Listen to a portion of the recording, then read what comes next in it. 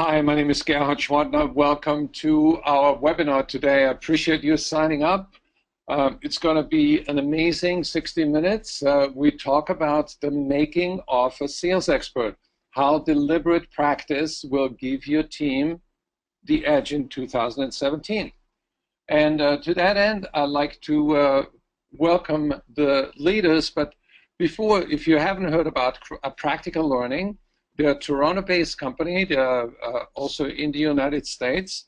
They've been in the skills development business for 17 years, and they train about 1,000 people every month, from frontline sales staff right up to the C-level executives, and many Fortune 500s and Fortune 1000 companies are their clients. So it is my pleasure right now to introduce Paul Blondiau. He's VP of Sales with Practice Learning, and Randy Sabourin. He is the co-president of Practical Learning. Paul, can you start us off and give us a view of what we're going to cover today? Absolutely, and thank you so much, Gerhard, for hosting us and for your team and organizing all this. And thank you to my peer, Randy Sabourin, who's right now in Toronto, where it's snowing. And here I am in sunny North Carolina, where it's 60 degrees out. So let's get started, because I want to invite everybody to feel free to ask questions. We want to make this as interactive as possible.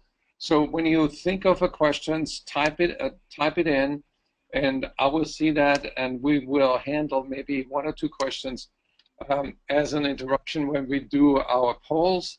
And we will save some time at the end for Q&A. Take it away, Paul.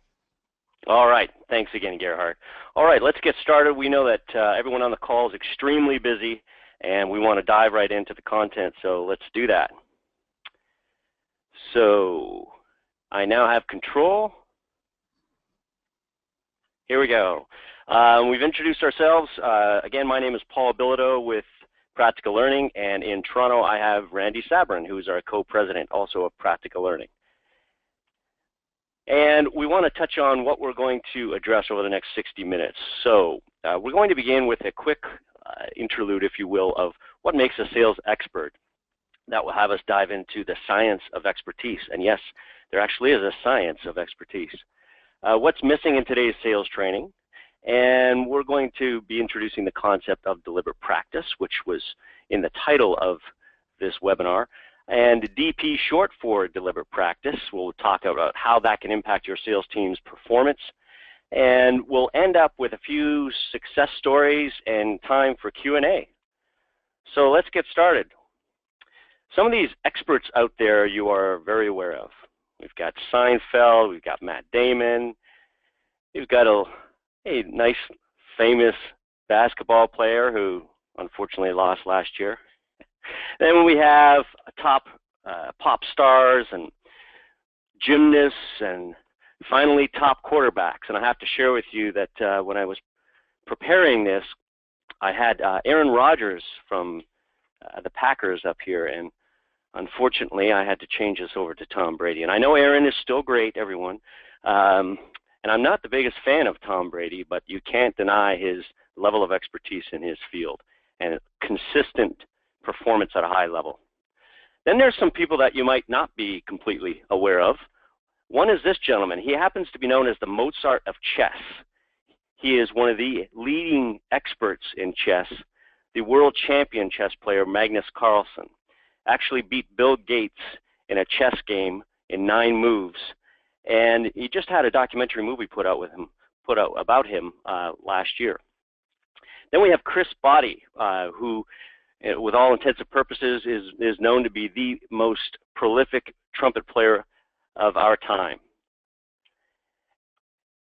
Dan Ariely.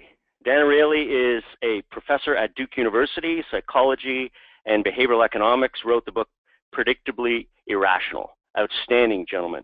Expert in behavioral economics. And one that you may have seen on Ellen's TV show, this is Johanna Hayes. She was last year's Teacher of the Year, recognized even at the White House, an expert in her own field. So when you look at all of these top performers and you consider what it takes to be a top performer, even outside of the sales arena, you're going to see that these individuals follow this definition that you see up on the screen. They have special skills, knowledge in a particular field. And that's a pretty simple view of expertise, if you will. We want to expand upon this, and we want to expand in such a way that we address the level of performance on a consistent basis. So not only are the expertise levels rich with knowledge in their particular field, but they also tend to perform at a very high level, and especially during critical moments, moments when it matters the most. And so we're going to, for the balance of the webinar, focus in on this high performance level as it relates to the application of someone's expertise. So this brings a little question to mind. Is it innate talent or is it deliberate practice? Which one matters the most?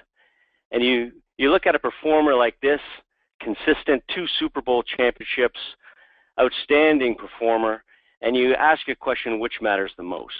Well, we go to these sources on a regular basis. We go to Anders Ericsson, the foremost expert on the science of expertise, and we go to the authors of Make It Stick, which, again, talk about the importance of deliberate practice in developing that high-level performance in a particular field, as well as Jeff Colvin's Overrated book, which is outstanding. It is not overrated. It is an outstanding book that speaks to that, again, comparison between the talent versus top performance and what really makes world-class performers. And when we look at that and we ask that previous question about is it innate talent or deliberate practice, overwhelmingly we get this answer: deliberate practice. In other words, purposeful practice, the purpose of developing to reach those top performing levels as opposed to mindless repetitive practice. And to give you an example of this, we have my daughter in piano lessons, and my wife always says, I know when she's practicing when the piano sounds awful. Because when she's practicing, she's challenging herself to break through these levels of performance that she's never reached. And when she's just playing, everything sounds wonderful because she's staying within her comfort zone. So this gives you a little hint as to what we're going to touch on with regards to specifically deliberate practice. Now let's take a look at that concept as it relates to sales expertise. So we got special sales skills and knowledge in a particular industry. So you've got product knowledge, you've got sales skills knowledge, you've got knowledge of your industry and of your market and of your clients and of your prospects. You've got knowledge of how to perhaps develop certain accounts. You've got account acquisition strategies, and you're expert in that area. And we're looking at, with respect to sales experts, those top 5% performers. They are at the top of their game. And how do we reach that particular level? Or how do we take people that are in the average category and bump them up significantly to at least crest that sales expertise level? And when we're looking at sales expertise, these are our go-to sources. Of course, Gerhard, you know the one on the top left.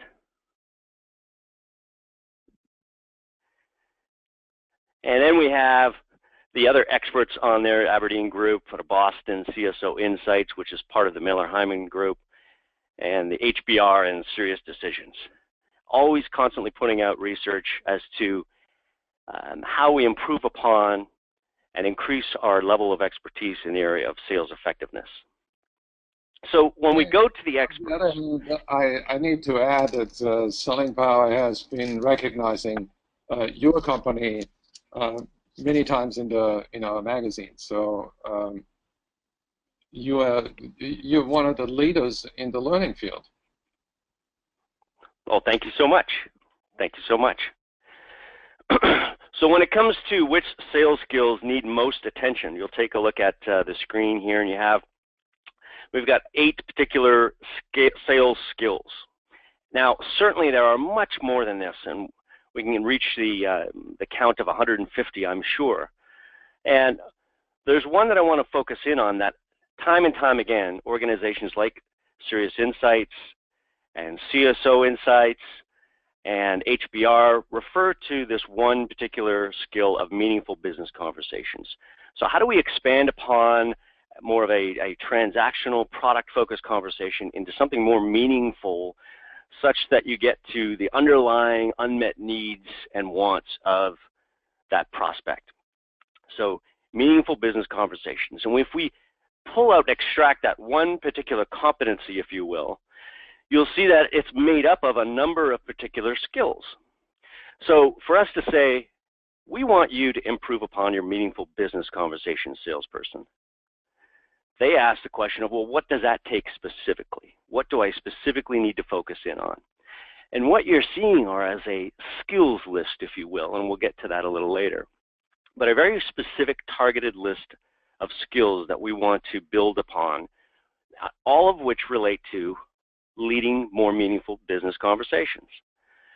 So here's how this typically goes down. When we want to improve in that area, you might have a VP of sales that says to the training team, we need to get our people to have more meaningful business conversations. So can you folks put something together and get back to us? And then the training team comes back with, okay, we're all excited, we're jumping around in the background, and they do that sometimes. And we're going to source the options and get back to you. And here's a very traditional approach to how that would be addressed. So in order to have meaningful business conversations, we're going to get everyone together, or we're going to meet in our regional areas, and we're going to have 2 days of classroom training.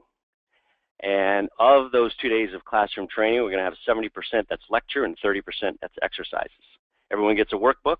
Maybe there's a published sales book that we all hand out. You get a glossary summary page, and of course you get those wallet-sized cards that fit into your wallet to remind you of what you should do in the moment. At least we're addressing knowledge transfer. So we are extending to people the opportunity to acquire more knowledge within this particular space of having more meaningful business conversations. Now that addresses knowledge transfer, which is wonderful. We love classroom training. And so from there we go to the reaction of the salespeople. Let's go back here. And the salespeople, they absolutely rave about it. Classroom training, especially the millennials, do they really love classroom training? Well, they do if there's lots of exercises. And we should not necessarily abandon classroom training altogether. And it's still used very widely across the corporate learning space. This is a very typical reaction that you get from 70% to 30% lecture to exercises. So we talked to our training team and they say, that's okay, we're going to reinforce this. We're going to make it stick beyond the classroom training. Excellent. So here comes the reinforcement. So they take the knowledge from the classroom training, all that content, and put it onto the learning management system, their LMS. And then they increase accessibility by putting it on a mobile device, so you have mobile access to the content. And we make it more engaging by adding videos. And then we ask the sales managers if they can stay behind, and we're going to spend an hour and a half or 2 hours with them and give them a coaching guide to say, here's how you can reinforce this in the field. And that would be a very traditional, very typical approach to not only providing them with the knowledge that they need to be more successful, but then reinforcing it with this type of approach. Traditional, typical approach. So our question and our first poll to you all is this: will this work? Will this typical, traditional training and development approach work? What do you think? Now we hand it over to our pollsters. So Paul, I'd like to reiterate on the knowledge transfer part of the slide where the salespeople are in the workshop. I think one of the challenges that L&D face is that there's a lot of ways that have changed that we can gather knowledge. The ways we gather knowledge has increased dramatically by the internet, by all the mobile devices we have. So we see the curation of that information, that knowledge, as really the focus of a lot of L&D organization, which is why that second step of delivering that content over mobile devices and in interesting new ways, that's really, really important for the participants to get that knowledge. But still, to your point, still knowledge. Right, and speaking to a VP of sales and a VP of learning for one of our larger clients, this phrase of public domain, how the content is now more so on the public domain, has come up. So accessibility to content and knowledge is readily available. People are using, let's say, lynda.com, for example, to acquire this knowledge. And the question or the challenge has always been, how do we get to that level 3 of Kirkpatrick, where we're actually focused on applying this and accomplishing this, and we see it being applied on a day-to-day basis in the form of skill progression or skill development. So do we have our results in? Okay. So of our group on the phone, here's how the results, we say that 17% major improvements, 70% is saying, well, we get some slight improvements. We've got a few people saying no improvements at all. And then we've got some people, 9%, that's saying there should be a degree of lasting improvements. So Randy, what's your feedback? And Gerhard, what's your feedback on the results that you see? Is that expected? Any surprises here? I think that's pretty consistent. Go ahead, Gerhard. I'm sorry. No, I'm surprised by the slight improvements, that so many people have slight improvement, and slight could mean that the needle is moving a little, but it doesn't really say how consistent that improvement is. How long does it last? You know, a lot of salespeople go through a cycle of feeling competent and feeling confident with one person when they have a business conversation, and then they get challenged by different personalities or different situations, and so it seems to fluctuate. But I think what is really missing is that people are not taught out there how to create a structure for a business conversation where you get that consistency. That's right. Yeah, good point. I think it's yeah. I like to look at it like I really like to be a good golfer, and I'm not a very good golfer. So I approach it by, you know, buying a new golf book, and when I read that golf book, there's 2 or 3 things that are nuggets of gold in there. How I should approach a shot, where my hands are, where my feet should be, or, you know, those type of things. So I think that's the slight improvements. Those things do have a you know, help my game. What it doesn't do is give me a par performance, or even close to par, frankly, performance in my golf game, because knowing is different than doing. Right. Right. Well, I mean, this is interesting that we're getting these stats in front of us right here, and let's just take a look at our next slide, if we can go back to that now.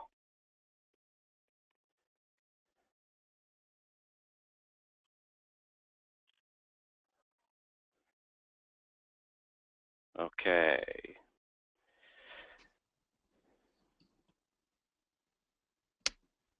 Control is back.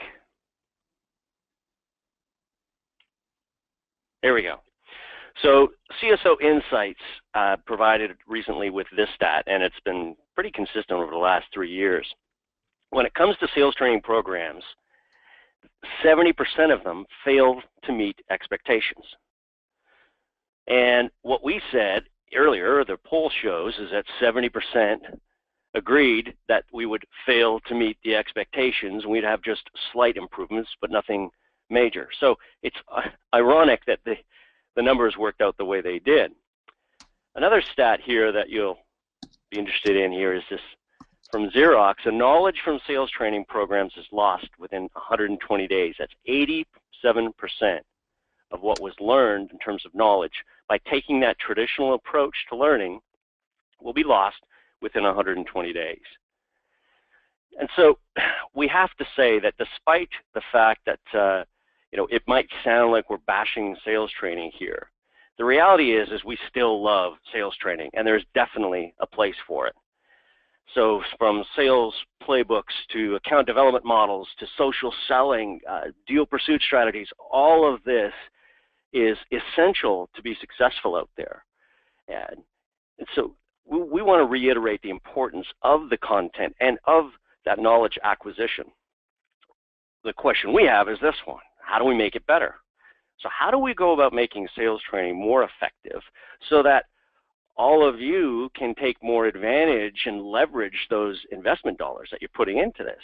And how might we adjust our spending accordingly when we get a sense of where we're going to see the greatest results in that investment? And this has to do with what Randy mentioned earlier, is this knowing-doing gap. So in order to bridge that knowing-doing gap, we're always looking for ways to reinforce and develop skills as opposed to just acquiring knowledge. So if we apply the concept of deliberate practice, which we'll define shortly, what you'll find is that both the confidence and the competence increase substantially. When you have confidence and competence increase, the person is starting to get a sense that they're winning. And they get the sense that they're winning as a result of the deliberate practice. So you naturally have this kind of buy-in, a greater elevation of buy-in as you go through this process. Here's another way to look at it.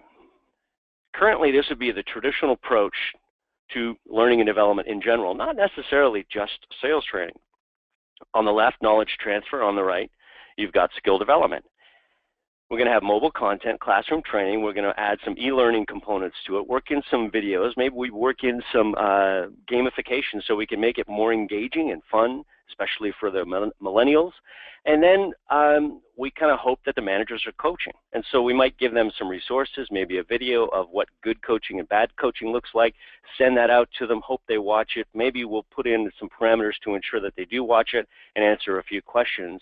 But are we really developing any skill development that will lead to anything lasting? And that's the question. So we're looking or recommending that we shift this and that we add, in addition to what we already have, we're complementing with more opportunities for practice, greater practice, and still enable the managers to be able to coach. I just want to touch on another model out there from CCL, Center for Creative Leadership. There's this model that's lasted since the early 80s that's still referred to on a regular basis, and that's the 70-20-10 development model. Here's how it works. 70% of the learning takes place when you're applying these experiences that specifically, intentionally challenge and develop people. We provide them with opportunities to practice. 20% of the learning will come from social learning, so working with your peers, reflection, peer-to-peer calls, some coaching as well with top performers and or with your managers. And only 10% of that learning actually comes from the formal learning models. So as you can see, this is more of the active learning by doing, the 70-20, and the 10 is more about formal learning, the passive forms of learning. The knowledge transfer piece. That's right, transferring of knowledge. Now, it's interesting, Randy and I were speaking offline prior to this webinar, and Randy says, you know, a lot of times people are confused about just having a manager coach their people. So if you have a manager that just coaches them, going a ride-along call, here's the things that I saw you do well, here's the things that I think you can improve upon, let's talk about setting an action plan, and that happens realistically once a month at most when it comes to sales management coaching. So the question is that skill development? And the reality is it's an extended form of knowledge transfer, and we'll explain why shortly. So here's a common approach. Sorry, Paul, I just want to mention it's a very valuable one because the insight from someone who knows how to do it is that 20% of the 70-20-10 model. It's observational, it's feedback, it's incredibly important. Absolutely. So if you look at the common approaches to skill development, here's a list of them. And I've circled 3 that are most critical when we're talking specifically about deliberate practice. And I pull those 3 into this diagram to talk about this new approach to skill development. And I've got in brackets, not really, because in essence, people have been practicing their expertise, their field of expertise for centuries. It's a common practice when it comes to athletics and other areas of speciality, but it's not so common when it comes to our business, in business training, in sales training, and sales management training. So here's deliberate practice. There's an element of one-to-one coaching in a safe environment, and that environment resembles your experiences that are relevant to your workplace, as real life as possible. And then what we're doing is we're not just working on one particular skill. If you think back to that slide on business conversations, it's a multitude of skills rolled into these simulated environments where there's one-to-one coaching and the opportunity of practice with feedback and repeated practice and feedback. And we'll talk a little bit more about this. But this is the element of deliberate practice, and we want to break that down even further. Look, we all know that athletes practice and musicians practice. And we've got even the military and physicians and EMS attendants and lawyers and doctors, and there's the mock trials, there's the flight simulators. Thank goodness that Sully was so prepared as a pilot to be able to land that plane on the Hudson River. That experience and that expertise after thousands and thousands of hours allows you to be in your greatest level of performance or expert level when those moments are really critical. So, even our kids practice. We get in the car and we drive them every week or a few times a week to these practices. And you'll notice that the good coaches don't just run through the drills and stop. They will pause the drill. They will point out the areas that need to be done over again, and they'll provide them with specific attention, and they'll address the kids that have varying levels of skill. So the higher skill level kids, they're going to address in a certain way and give them more challenging drills. And the kids that are less skilled, they're going to address them in a certain way. But each and every one of them receives deliberate practice that boosts their individual level of performance. So let's talk about what basic practice is versus deliberate practice. How is it different? In the picture on the left, you've got a gentleman, athlete, obviously by himself in the gym, shooting hoops, foul shot, free throw line, nobody's in his face, there's no noise, everything's calm, perfect scenario to practice, but it's not the perfect scenario for deliberate practice. Here's a comparing shot. We have a coach instructing the shot. We have a coach giving feedback and providing that immediate feedback and providing the opportunity to implement the feedback in a course correction manner, again, in a real-life simulation. And that is so critical. Here's another way to look at it. If you want to ramp up the top performers, then we throw a little bit of pressure in the way. So here's a shot, again, with pressure in behind, the screaming fans, the signs trying to distract and take that individual off their game. Now that is an increased level of intensity, and that pushes that individual to be challenged. Speaking to a basketball coach that we have in the area that coaches at one of the local colleges, he explained to me how they will bring students in and purposely have them yell and scream in front of the player shooting those free throws to simulate that pressure. Now, if you want to increase it even more, you can throw one of these in there. An added level of distraction. And there's all kinds. So let's talk a little bit about what we mean by unproductive practice. So the image you see in front of you is not my son, but a very close facsimile of my son.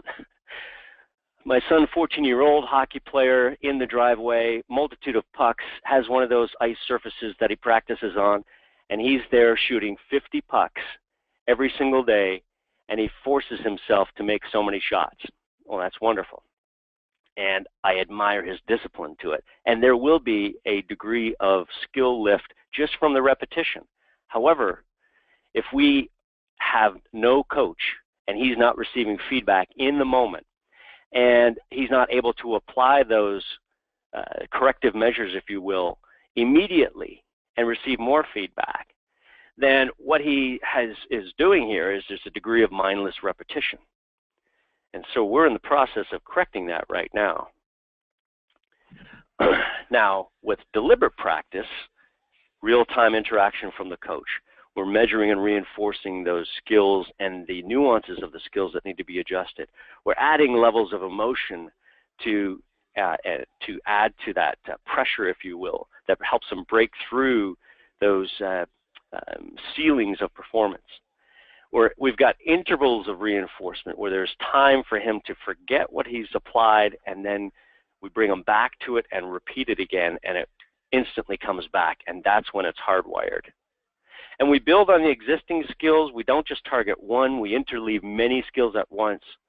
And we want to make this simulation as realistic as possible. So you've got myself, his father, that will, just as he's going to shoot the puck, I will run out with another hockey stick and try to get in the way to simulate a real life game. Now that works well for him, but not so much for Dad when you end up with bruises on your shins. So now from a distance, I'm throwing obstacles onto that surface, and he has to stick handle around them and still get that shot off quick. Any way to simulate the real life as much as we possibly can. Randy, before we move on, what else would you like to add to that? I think it's, if anybody has read any of those books that Paul put up at the beginning, there's a great chapter on the Talent is Overrated book about if you are in a career or you're doing the same process over and over again without applying deliberate practice to it, there's a good body of research that says you're actually going to get worse at the process. So the statement that, you know, I've been selling the same way for the last 15 years, I know what I'm doing, is actually a little misleading, because if you haven't been applying deliberate practice to that process, getting input, you know, measuring your success, getting someone to help you, a coach, that type of thing, then actually, you know, the research says you're going to get worse. And if you compare that with, you know, the best golfer in the world, or the best basketball player in the world, or the best anything in the world, you know, even the trumpet player or the chess player you talked about, they all have someone or a group that's constantly giving practice. So, you know, the good to great aspect doesn't happen from repetition over the years. The good to great happens from practice, from deliberate practice.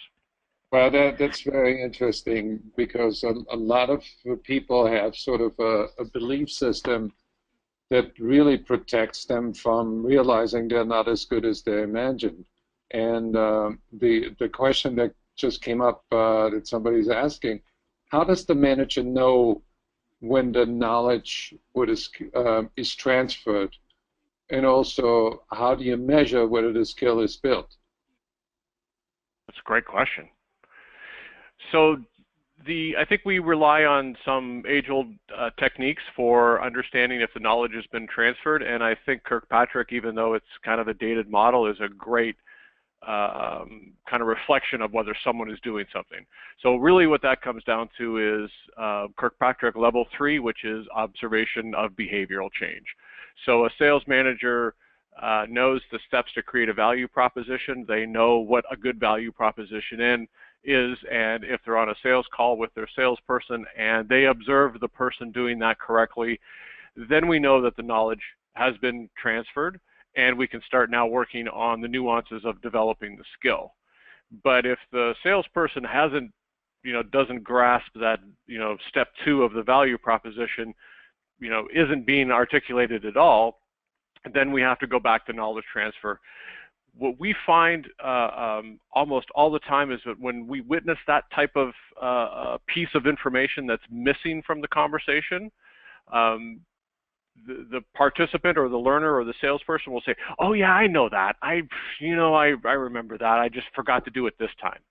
And that's a perfect example of the knowledge transfer has happened, but the individual hasn't made the leap to use that skill yet. So they're smart enough to know what they should say. They just don't do it in that under pressure situation, which is the perfect spot for deliberate practice.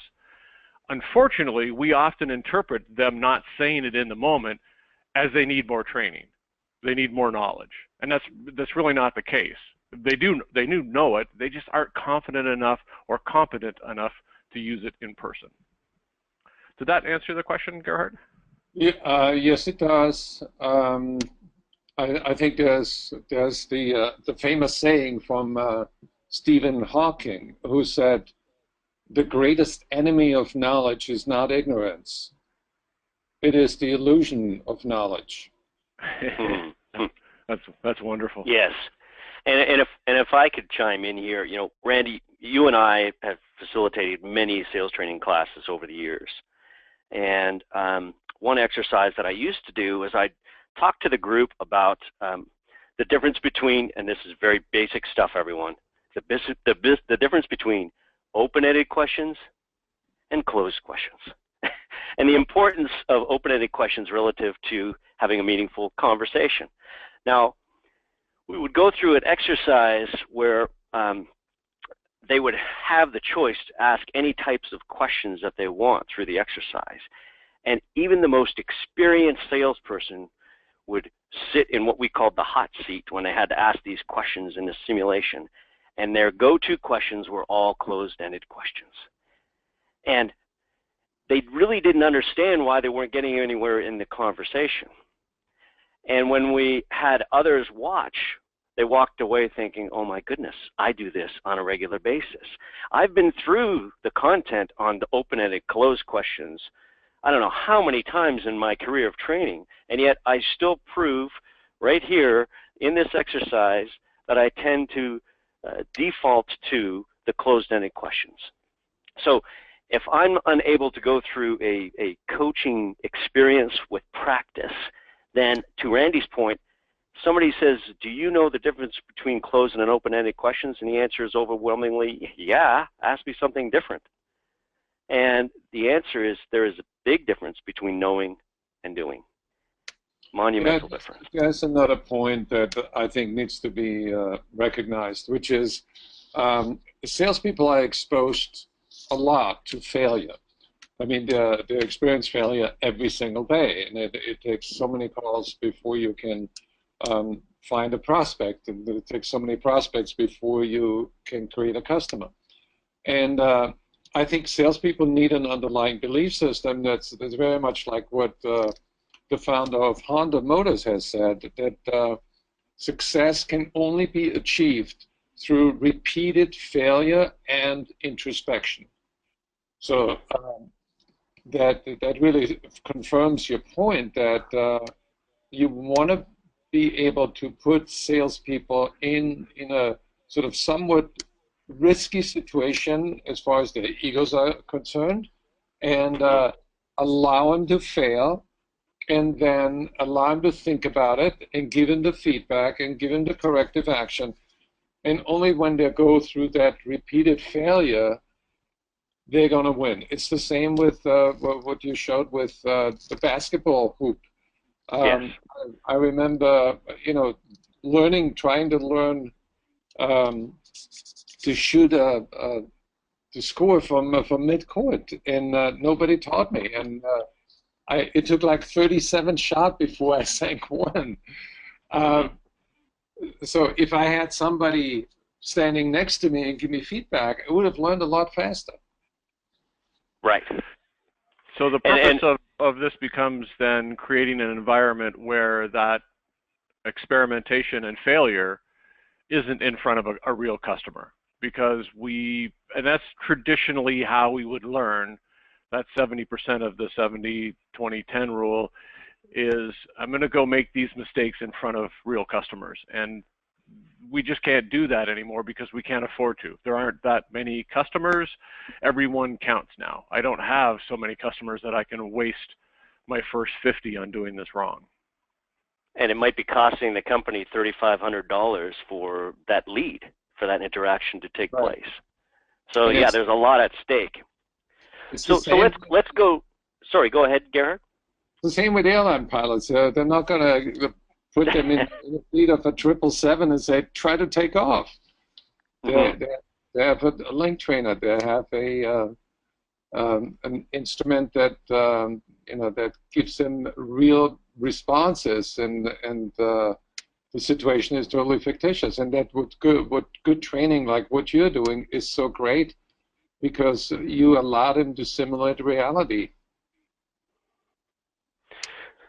So let's just go back to that first example, if we can, around meaningful business conversations, and we say, okay, let's abandon or complement, I should say, the existing approach to the traditional sales training, where we're looking to lift the skill level in meaningful business conversations. And how would we go about doing this differently if we're applying deliberate practice? So, of course, we're going to have a design and development phase where we're creating these relevant scenarios that are very much aligned and targeted on those skills that we don't want to address, all related to having meaningful business conversations. We're going to prep the coaches and the participants so they know what to expect. And we're going to conduct multiple practice sessions, back to back. And then we're going to measure the skill progression and build an action plan. We have a spacing period of anywhere from 1 to 4 weeks, and then we're going to conduct multiple practice sessions again and measure the skill progression with an action plan.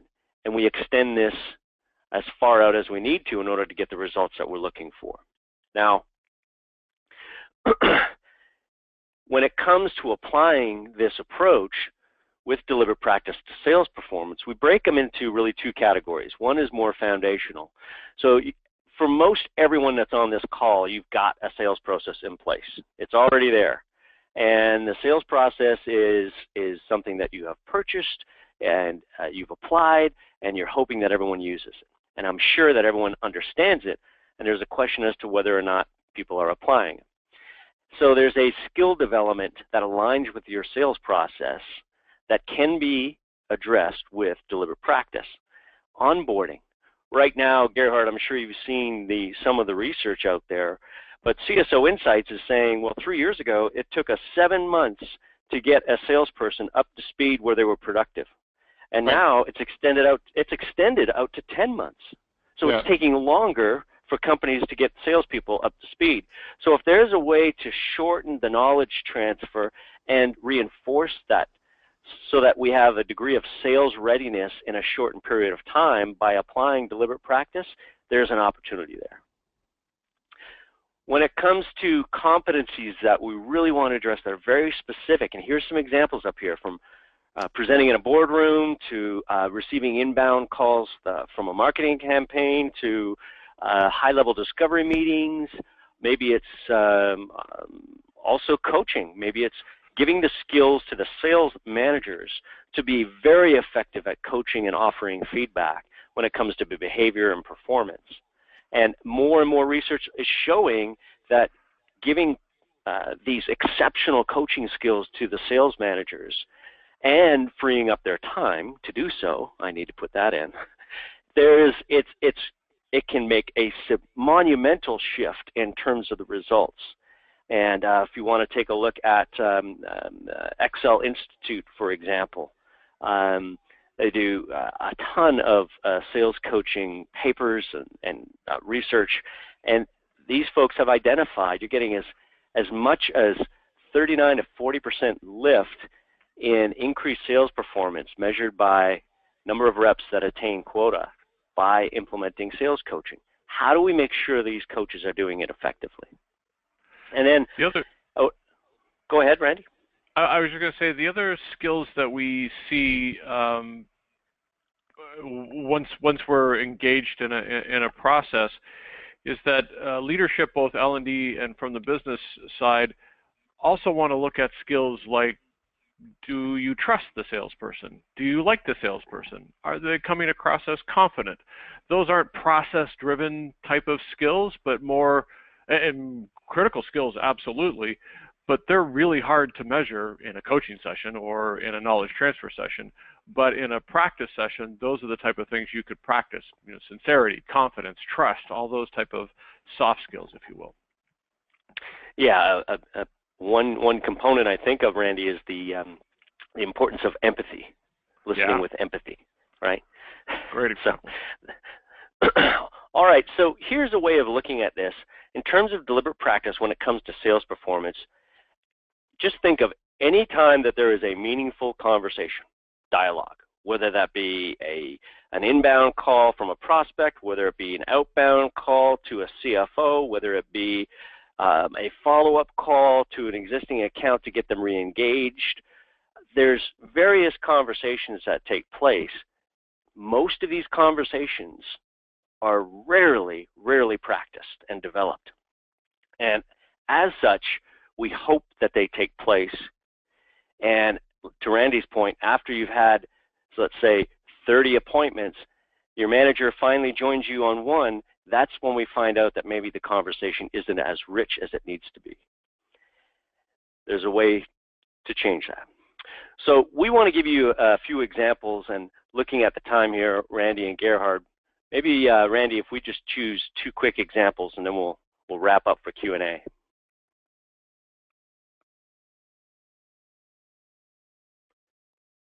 That makes sense. Yeah. Okay, Randy? He probably muted himself. I am on mute, apparently. Right. I apologize. Paul, could you go to the next example? If we're going to cut it down to a couple, I'll just do the next one then. Absolutely. There we go. So this is a client that came to us and said the challenge that they have is that first couple of minutes of a conversation with a doctor or a healthcare professional.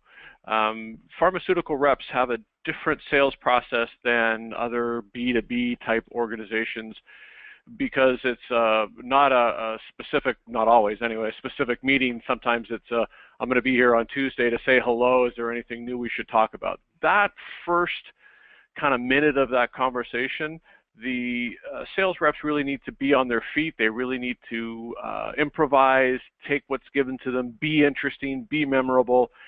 Our client in this case said, we have all the content, we know what they should say, it's the how they're doing it that is either winning or losing market share for us. So we developed a program where we could practice that initial conversation. We did it initially in live scenarios, so we integrated and reinforced some of the sales training they have gone through. Very technical product, by the way, so very the objections are about research and the way brains work and those type of things.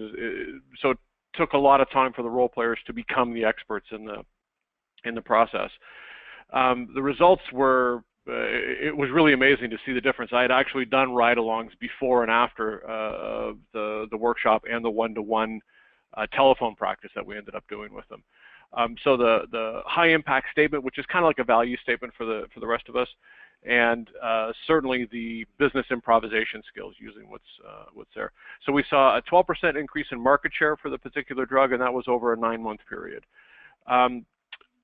The second slide to every one of these examples is what we call skills list data.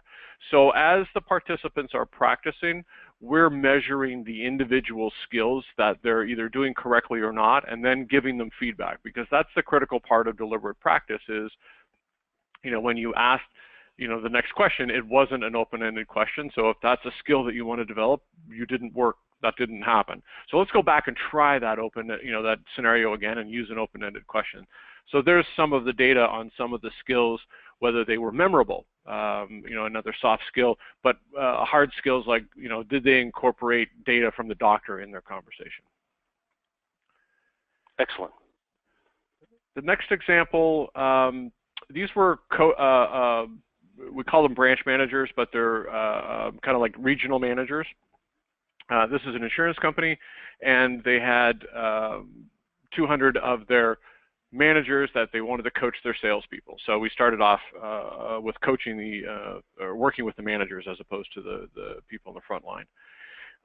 So the client had a system that gathered a lot of data about each salesperson and their accounts, and so the manager was able to coach both in person and remotely to specific performance goals, and the client saw that the conversations were just about numbers. There was nothing about what were the behaviors that were happening, what was happening in those conversations specifically that drove an increase in sales. So they wanted to still leverage the numbers, because it's really important. You still have to make your numbers and leverage that. So we created 4 one-on-one telephone scenarios. But some of those were observational coaching, so the participant, the manager would listen to an interaction with a client and then coach that salesperson on it. It was they had an existing coaching process. Most of the people that we find that are looking to reinforce with deliberate practice already have a process, either a coaching process or a sales process in place. The results were pretty significant, so a 9% increase on each individual of those 200 regions meeting their targets. The internal survey back to the salespeople that said, are you being coached more? Do you like being coached more? Is it more effective? Those were off the charts. So engagement in the regional manager to the salesperson was significant. There's a couple of other examples here. If anyone wants to go through them individually, we got no problem with that. Of course, just reach out to us. Excellent. All right, we've got a few more examples there. For the sake of time, we will move over. Randy, did you want to touch on this before we go to a Q&A? Yeah, thank you, Paul. Just briefly, I mentioned a skills list, and I didn't want to give you the impression that we're only measuring 3 or 4 skills. Each practice session, deliberate practice session that we create has about 20 skills in it. That seems to be about the right number. So as our role players are having the conversation, either live, telephone, or video with the participant, they're scoring the individual on all these skills. And that's really the ROI that we can see, is the difference between scenario number 1 and scenario number 2 and scenario number 3 and scenario number 5. We can see an individual or cohort progress over time, and that's really back to the question earlier from a listener. That observational, are people getting it? Do they understand the knowledge? Yes. Are they using it? Great. Are they getting better at it? Great. That coaching also comes at a level of really, if you're really mastering the skill already, then the emotional intensity increases. But if you're not very good at the skill, then we'll apply it very differently. It's still the same skill that we're measuring across all of the scenarios. Excellent. Thank you, Randy. And again, to reiterate, there's just a number of our customers here on this slide that talk about how we have applied deliberate practice. And again, if you have any questions on those, we can address those offline. And a little bit about us. We are located, our headquarters in Toronto. I am running the U.S. office in North Carolina.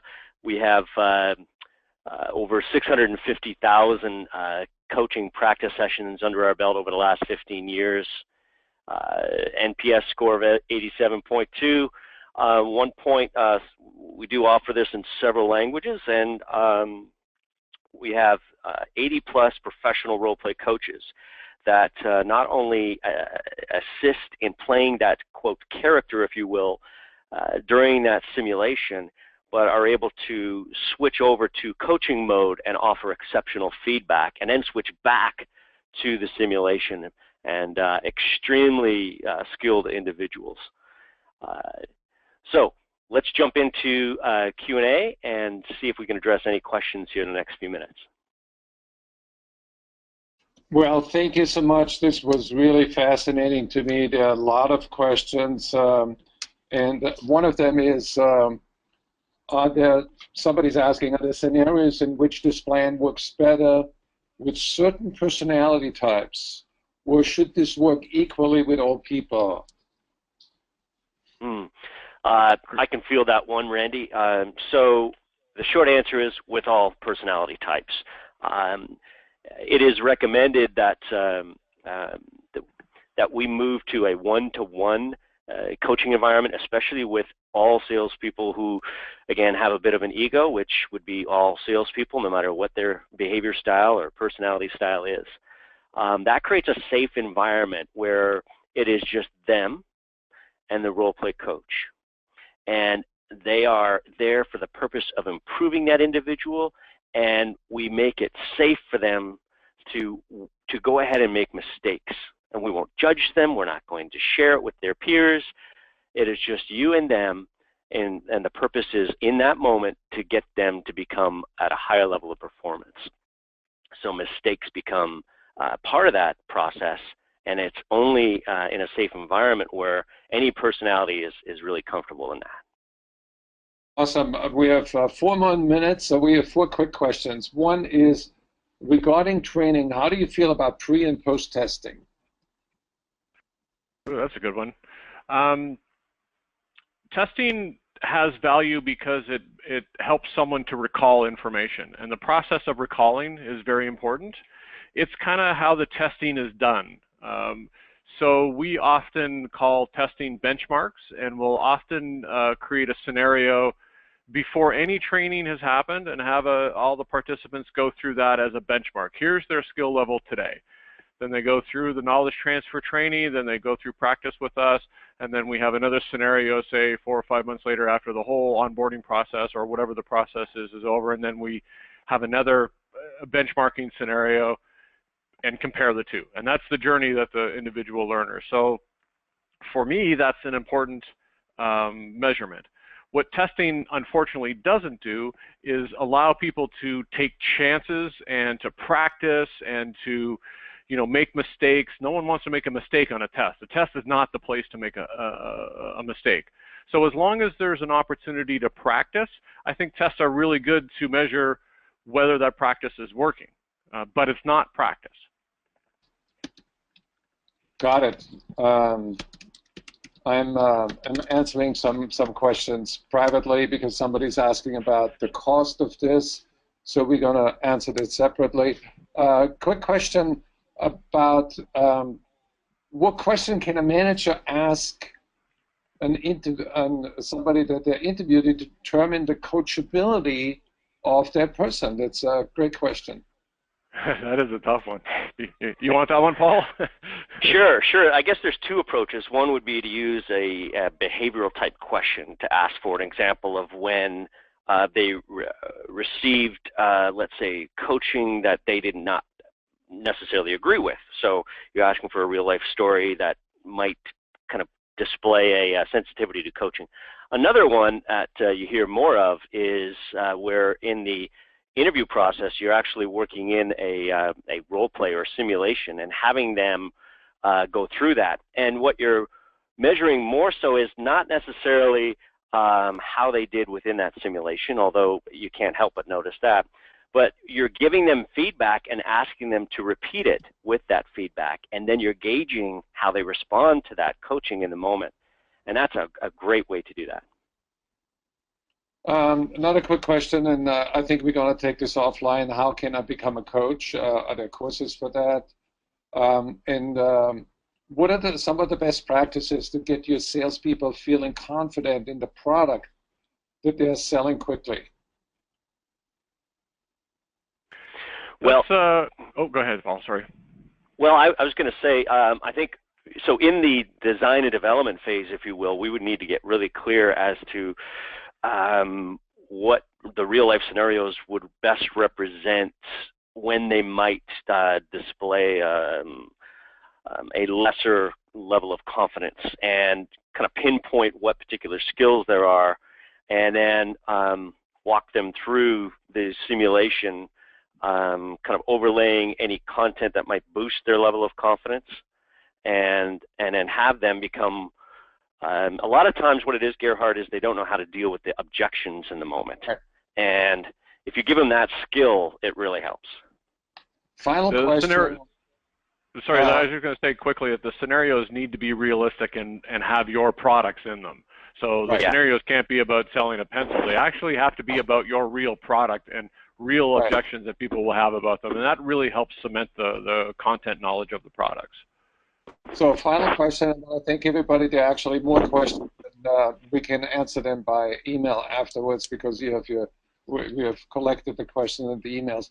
How do you hold the managers accountable to make sure that their coaching is parallel with what you're trying to message? And sure. can you put up the contact slide as well so people know how to get in touch with you? Sure, absolutely. So here's our contact information. Of course, Selling Power will make this presentation available to everyone.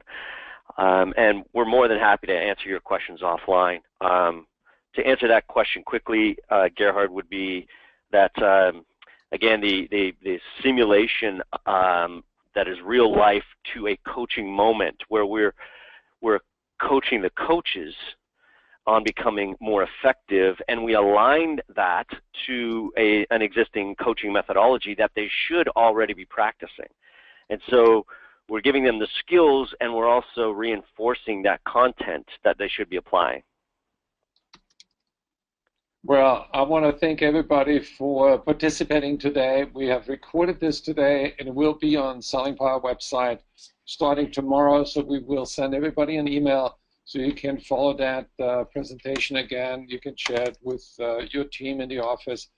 And it was my pleasure to work with Paul and Randy, and thank you so much for tuning in to a Selling Power webinar and learning more about that fascinating company, Practical Learning, that has at its goal to share the deliberate practice methodology with everybody so that everybody can win. Paul, you have the last word. Thank you so much, Gerhard. Thank you for all the attendees, and thank you so much again to Selling Power for hosting us. And again, we're more than willing to answer any questions that you may have. Awesome.